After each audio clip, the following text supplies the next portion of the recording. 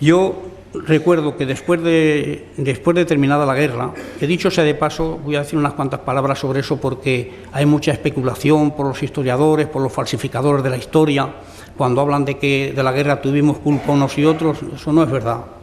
Nosotros nos vimos enfrascados en esta guerra, porque una guerra que no queríamos, es más, que no necesitábamos, porque el 16 de febrero de 1936 habíamos ganado las elecciones con holgura y abrimos en España un camino de desarrollo social y democrático, y fueron ellos los que no soportaron esa derrota y recurrieron a los cuarteles para cerrar a sangre y fuego el proceso democrático en nuestro país. Entonces, que no digan que nosotros teníamos la culpa de eso. Y otra puntuación que quiero hacer es que si hubiéramos tenido en cuenta la relación nacional de fuerzas al producirse la sublevación, nosotros esa guerra la hubiéramos ganado 100 veces. Y la perdimos porque la relación internacional de fuerzas nos fue desfavorable. Y las fuerzas de Hitler y Mussolini entraron en España a ayudar a Franco. Y no solo ayudar a Franco, que eso es más terrible. Yo recuerdo haber leído las declaraciones de Goering, el jefe de la aviación alemana, y ahora las recordé pensando en los aviones que ametrallaban la marcha, la huida de nuestros compañeros de Málaga hacia Almería, que con el mayor cinismo, cuando le pregunto, porque en nuestra guerra fue cuando por primera vez se utilizó de una manera sistemática el bombardeo de las poblaciones civiles, aunque no fueran objetivos estratégicos. Ha sido la primera vez que se hizo eso. Y cínicamente Goering decía, cuando le dicen por qué destruyó Guernica, como le podían haber preguntado por qué ametrallaron ustedes a la muchedumbre que huía de Málaga, y él contestó, porque para nosotros estamos en España no solo para ayudar a Franco, sino también para comprobar la capacidad destructora de nuestras armas. Y cuando le preguntan por Guernica dice eso. Claro que Guernica no era ningún objetivo estratégico, pero sin embargo queríamos medir la capacidad que tenía nuestra aviación para destruir una población. Y además dice que los bombardeos a la población civil, como en Madrid, que fueron 3 años bombardeando constantemente a la población civil, pues lo hacían, dicen, para cuartear poco a poco la moral de la población civil. Y es verdad. Lo que pasa es que en Madrid existió 3 años sin que esa moral se cuarteara. Pero imaginaos lo que tiene eso de cinismo y de sadismo, el utilizar a España como una cobaya para experimentar sus propias armas de cara a la guerra mundial que se avecinaba. Cuando terminó la guerra, muchos jóvenes aquí no lo conocéis, pero España fue prácticamente un campo de concentración, una prisión. Tuvieron que habilitar colegios, tuvieron que habilitar escuelas, conventos, cuarteles, plazas de toros para almacenar a la cantidad de gente que tenían que detener, ¿no? Y además era una época en que se fusilaba diariamente, ¿no? Yo recuerdo que un joven poeta malagueño precisamente, que había en la prisión de Porlier, donde yo me encontraba, escribió unos versos que decía: tengo los ojos más grandes y más remota la frente, que he visto marchar cantando los ojos hacia la muerte, los hombres hacia la muerte. Y Alberti decía en aquellas épocas: miradla allí, la muerte está en su casa, se oye un ciego reloj de horas desiertas y hay muchas calles por donde nadie pasa, porque ya nadie puede abrir sus puertas. Cuidad que ni una sombra se despierte en esa triste casa de la muerte. Es decir, fue una época espantosa, verdaderamente, pero que supimos defender con dignidad. Vosotros sabéis que el objetivo de los franquistas, cometiendo esas tropelías que hicieron aquí en Málaga y en otras provincias, era acudir a Madrid y conseguir la capital de España, que era prácticamente el fin de la guerra. Y sin embargo, en Madrid se concentraron nuestras fuerzas, y allí nosotros resistimos durante 3 años, que se dice bien. Ellos pensaban que lo iban a resolver eso en 24 horas, y sin embargo se vieron allí. Y Madrid estaba cercado, un poco como Málaga le pasaba aquí. La única carretera que había libre, el único paso que quedaba libre a Madrid, estaba totalmente cercado, como una cometa, ¿no? El único hilo que era la carretera de Valencia, por donde llegaban los víveres, por donde llegaban los materiales, el armamento, etcétera. Y habiendo cortado aquella carretera, se acababa porque hubieran cercado completamente a Madrid, lo hubieran aislado completamente del resto de España y del mundo. Y por eso en las batallas del Jarama, que hoy se habla de eso, pues fueron unas batallas tremendas que duraron años prácticamente, donde murieron miles de brigadistas internacionales, porque se trataba allí en el Jarama de impedir que se cortase aquella carretera, para impedir al mismo tiempo el aislamiento de Madrid. Yo creo que es una vergüenza nacional que 30 años después de una democracia que nosotros contribuimos a restaurar, tengamos que seguir hablando de esta manera, reivindicando el reconocimiento público e institucional que merece nuestra lucha y nuestro sacrificio, y el derecho a buscar y a honrar a las víctimas del genocidio franquista para saldar de una vez por todas la deuda moral que la democracia y la historia han contraído con nosotros. Porque sí, la historia tiene una gran deuda con nosotros, pero también incluso internacionalmente hablando.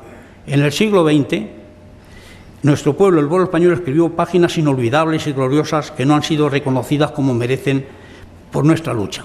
Yo recuerdo que un día en una conferencia en Londres les decía a los compañeros, a un público como este, le decía, tenemos que dar gracias a la solidaridad que el mundo nos ha prestado, ¿no? Porque es verdad, después de que acabó la guerra mundial y eso, pues los ojos se volvieron hacia España y llegó una gran solidaridad.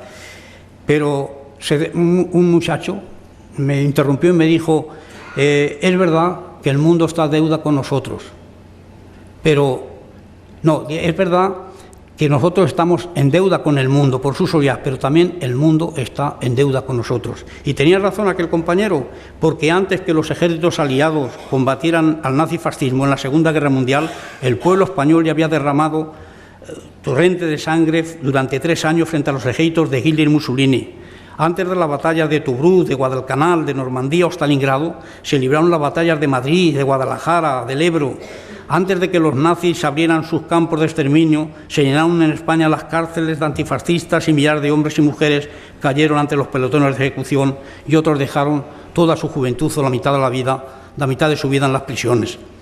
Sí, tenía razón aquel camarada. En el mundo hay una deuda con nosotros y especialmente la tienen las democracias occidentales que nos abandonaron vergonzosamente cuando en España se estaba librando la primera batalla contra el fascismo internacional. Solo se libraron de aquella vergüenza, de aquella culpa, los pueblos, los antifascistas y revolucionarios del mundo que nos ofrecieron el calor de su fraternidad. La máxima expresión de esa solidaridad fueron las brigadas internacionales, los llamados voluntarios de la libertad, que vinieron a luchar y a morir con nosotros, con las manos vacías en los bolsillos, a escribir con su sangre y con su romanticismo una hermosa leyenda que nunca se podrá olvidar. Sin esa traición, sin la traición de las democracias occidentales, seguramente no hubieran ocurrido los hechos de Málaga-Almería y no hubiéramos sufrido nosotros durante 40 años las más duras de las dictaduras. Por eso, nuestro compromiso sigue siendo el restaurar la verdad, recuperar la memoria y que esa memoria pueda llegar a las nuevas generaciones. Porque la gente no sé por qué piensan, claro, lo hacen los que tienen intenciones y intereses en ocultarlo, por qué piensan que conocer la historia puede ser un perjuicio para la juventud, para las nuevas generaciones. Yo creo que al contrario, el mejor legado que podemos dejar a las nuevas generaciones es que conozcan lo que ha ocurrido en España, precisamente para que no sea posible nunca más ni para nadie. La mejor vacuna para que las nuevas generaciones no conozcan una tragedia como la nuestra es que conozcan lo que ha pasado en nuestro país, y eso lo ha tenido oculto. Ahora, por ejemplo, en Madrid mismo hay un movimiento de nietos y de nietas que se llama Memoria y Libertad, y que son nietos de abuelos fusilados, y que es en este año pasado o hace 2 años lo más, que se han enterado que sus abuelos habían sido fusilados, no sabían si habían muerto de un accidente o de una pulmonía, ¿no? Y eso es tremendo, es tremendo. Quizás las familias lo hacían, algunas, por no extender ese dolor a sus hijos, a sus nietos, pero yo creo que sobre todo es porque el miedo sigue agazapado todavía en el fondo de los recuerdos, ¿no?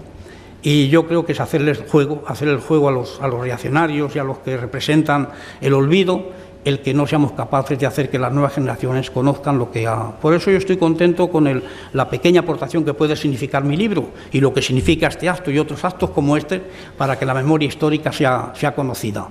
Yo creo que tenía que ser estudiada, tenía que ser una asignatura obligada en los institutos, en las escuelas y en las universidades. Repito que no por ningún afán de venganza. Yo he dicho muchas veces, lo he repetido muchas veces, que yo nunca he sentido, no tenía un sentimiento de venganza ni rencor, pero además por utilidad, porque yo creo que el que yo rompiera la cabeza del que me torturó a mí, pues no serviría para nada, nada más que para saciar un instinto personal, y precisamente porque yo he conocido la violencia, sería incapaz de ejercerla contra nadie.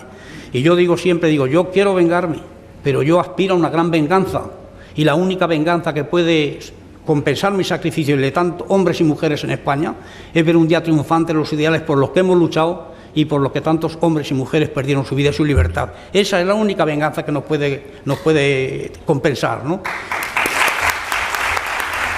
Y yo, como os diría, que la única manera de honrar a nuestras víctimas, de honrarlas, es que sigamos luchando. Por eso decía al principio que no hemos venido aquí a llorar sobre el recuerdo de los que cayeron, sino al contrario, a afirmar nuestras ideas, a afirmar nuestro compromiso en nuestra marcha hacia un mundo mejor, a un mundo distinto. Y eso es lo importante, y conseguir sobre todo que las generaciones tomen el testigo. Y para que las generaciones comprendan nuestra lucha y la necesidad de un mundo distinto, es necesario que conozcan las atrocidades que hemos vivido y por qué es necesario en este país la memoria histórica. Y que sepan, sobre todo, una cosa, o la podemos saber nosotros, que a pesar de todo, a pesar de lo pasado, todos los tiranos juntos, con sus códigos sangrientos, con sus máquinas de matar, no valen lo que un minuto de nuestra vida, no pesan lo que una palabra nuestra, y nunca tendrán la fuerza suficiente para impedir el destino de nuestros pueblos. Eso es muy interesante porque eso da seguridad a nuestras ideas. Y aunque estemos aparentemente en un periodo de receso, nuestras ideas son más necesarias que nunca. Y por eso hay que seguir luchando en ese camino adelante. Y además también, además de este compromiso, saber que a pesar de que tiene que dolernos toda la sangre derramada, llegar a la conclusión que todos esos esfuerzos y todos esos sacrificios no han sido en vano. Rafael Alberti decía en un poema suyo, refiriéndose a estas cosas: mucho ha caído, cuántos ríos llevan por voz impuestas voces apagadas, cuántas torres al viento no se elevan ni se levantan ya para miradas. Mucho, mucho ha caído, cuántos y cuántos buenos camaradas, mas nadie inútilmente se ha perdido. Nada más. Sí.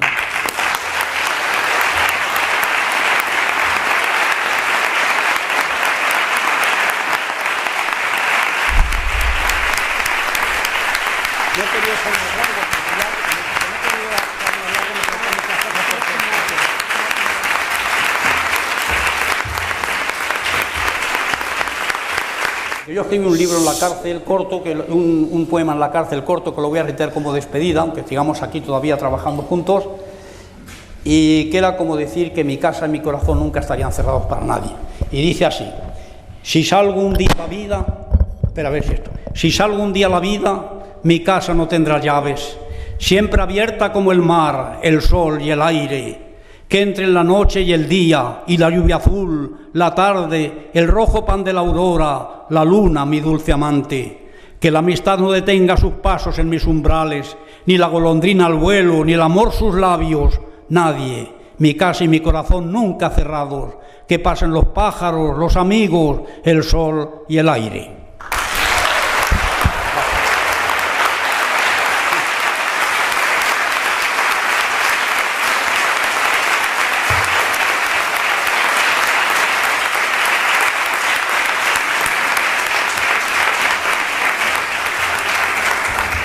Vamos a rendir un pequeño homenaje a nuestras personas mayores que pasaron tanto, y estas personas son Carmen Chicano Camacho, si es tan amable de venir.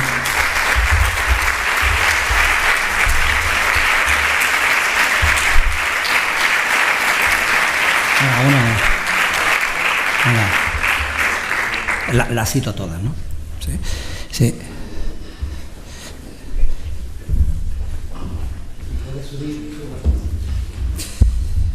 Manuel Borges,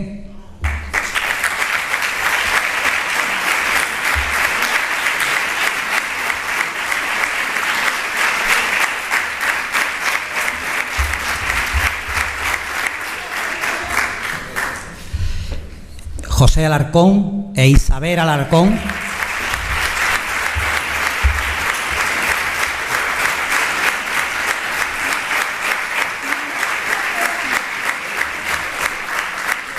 Juan Conejero,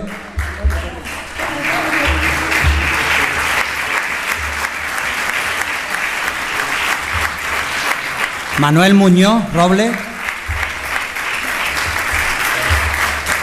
Juliana Sánchez y Amparo Gallardo.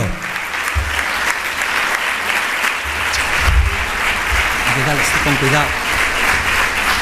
Ayudarle a Amparo Gallardo. Ayudarle a Amparo Gallardo.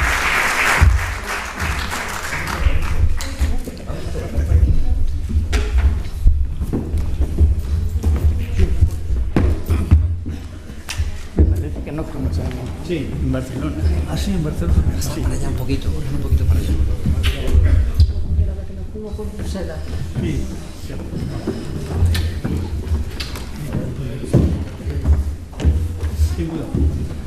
Ir un poquito más para allá, ¿no? Tener cuidado con ir un poquito para allá. Cuidado, ir para allá. Bueno, como sabéis todos,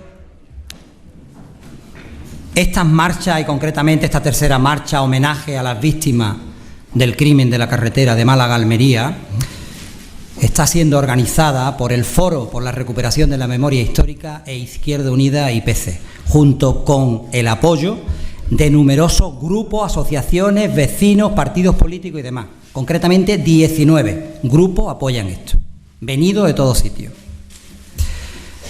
Los responsables de la comisión política que suban a entregar los detalles y los responsables del foro, Javier Cabello.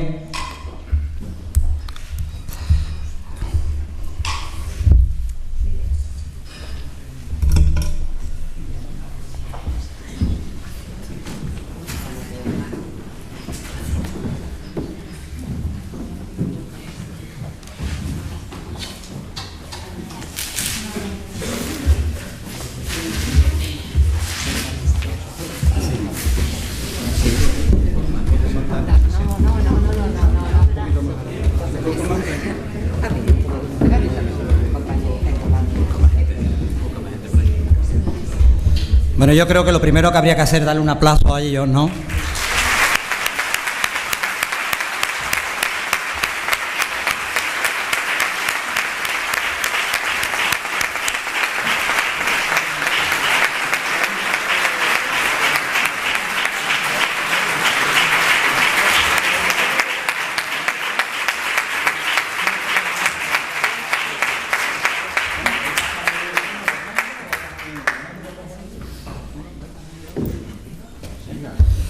Bueno, a Carmen Chicano le vamos a entregar, que va a pasar por aquí, un detalle representativo de esto.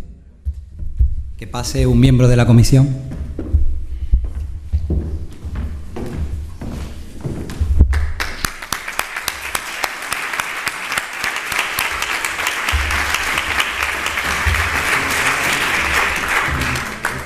A Manuel Borges le vamos a entregar también.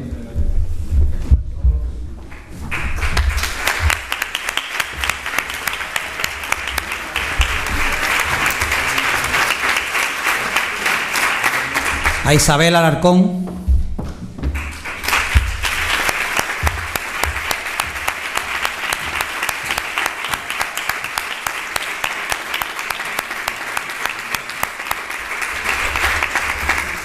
A Pepe Alarcón.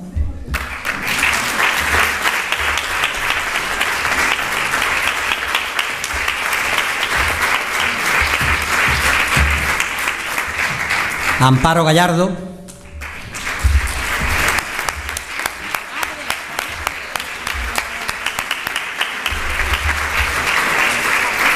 A Manuel Muñoz Robles.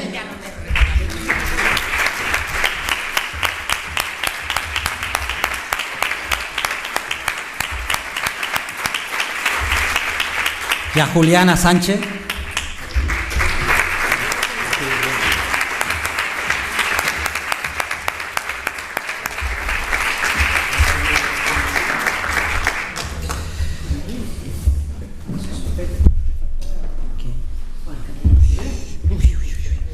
Y a Juan Conejero.